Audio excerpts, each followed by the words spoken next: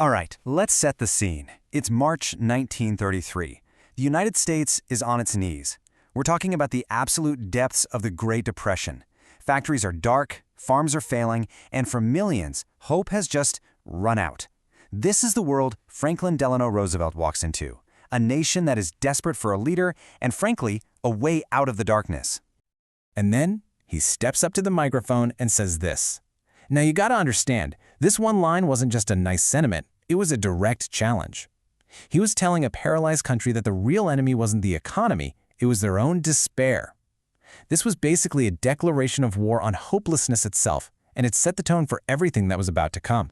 And these numbers, they're hard to even wrap your head around. 25% unemployment, that's 1 out of every 4 people you pass on the street with no job, no income, no way to feed their family.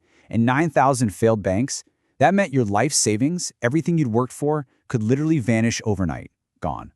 This was the absolute wreckage FDR had to somehow clean up. So, what was his plan for this total catastrophe? It was called the New Deal.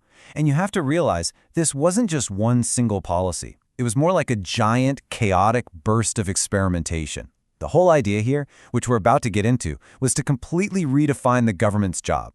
The government wasn't going to sit on the sidelines anymore. It was about to become a very active, and you bet, a very controversial player in daily American life.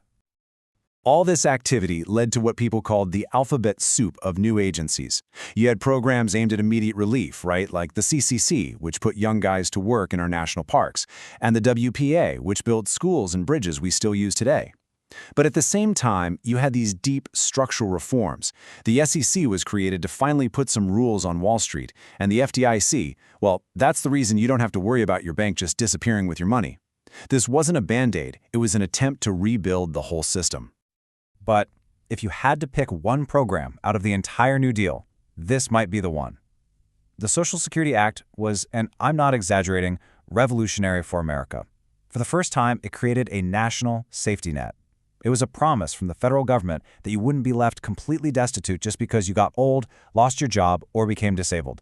It's probably his single most enduring legacy.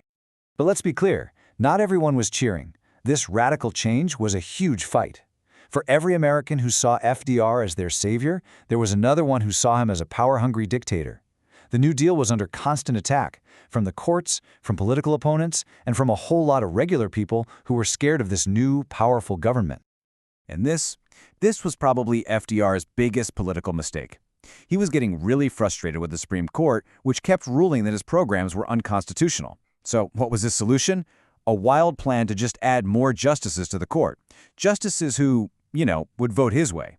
The backlash was immediate and fierce. People saw it for what it was, a power grab, a direct attack on the checks and balances of our government, and it cost him a ton of political capital. And the problems didn't stop there. Economically, a really sharp recession hit in 1937, making everyone wonder if the recovery was just a mirage. But there was a deeper, moral failure too. A lot of these New Deal programs were built in a way that discriminated against minorities, especially Black Americans, who were often shut out from the benefits. And here's the really tough pill to swallow. For all the good it did, the New Deal eased the pain, but it never actually ended the Great Depression. So just as FDR is fighting all these battles at home, an even bigger storm is brewing across the oceans. The greatest economic crisis in American history was about to be replaced by the greatest military crisis in world history. This forced Roosevelt and the entire country to make a dramatic pivot from fixing America to saving the world. Now, this was a real tightrope walk. Most Americans wanted absolutely nothing to do with another war in Europe.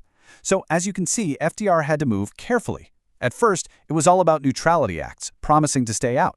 Then, he starts to lean in a bit with the Lend-Lease Act, a clever idea to supply our allies with weapons, becoming the arsenal of democracy without actually fighting. He was trying to nudge a very reluctant country towards reality. And then, on December 7, 1941, Japan attacked Pearl Harbor, and the choice was made for us. And what happened next was just mind-boggling. That same American economy that had been sputtering and stalled for over a decade just roared to life. Factories switched from making cars to making tanks, seemingly overnight. America started pumping out planes, ships, and weapons at a speed the world had never seen. And the great irony? It was this massive mobilization for World War II, not the New Deal that finally and definitively ended the Great Depression. So, when we step back and try to make sense of it all, we see this presidency that was just epic in scale. But if we're going to be honest about FDR's legacy, we have to look at both sides, the incredible world-changing triumphs and the deep, really troubling tragedies that happened on his watch. And that brings us to his darkest moment. In the panic and fear right after Pearl Harbor, FDR signed Executive Order 9066. This wasn't based on intelligence or any real evidence. It was based on wartime hysteria and, frankly, racism. And this one piece of paper set in motion one of the most shameful acts in all of American history. Just look at that number, 120,000 people. The huge majority of them were American citizens, born and raised here. They were ripped from their homes on the West Coast, forced to sell their businesses and property for pennies on the dollar, and locked away in internment camps for years. Today, it is universally seen as a horrific violation of civil rights. This table really sums up the whole complicated story, doesn't it? On one side of the ledger, you have this giant of a leader. He guided America through its two greatest crises, built the social safety net we still have, and literally restored people's faith in the idea of democracy. But on the other side, you have the unforgivable stain of internment, a very mixed record on civil rights for African Americans, and that arrogant power grab with the court-packing plan. The American people believed in him so much they elected him 4 times, something that had never happened before and can never happen again.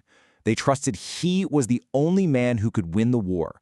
But the strain of it all had broken his health. He died in April 1945, just a few weeks before victory in Europe.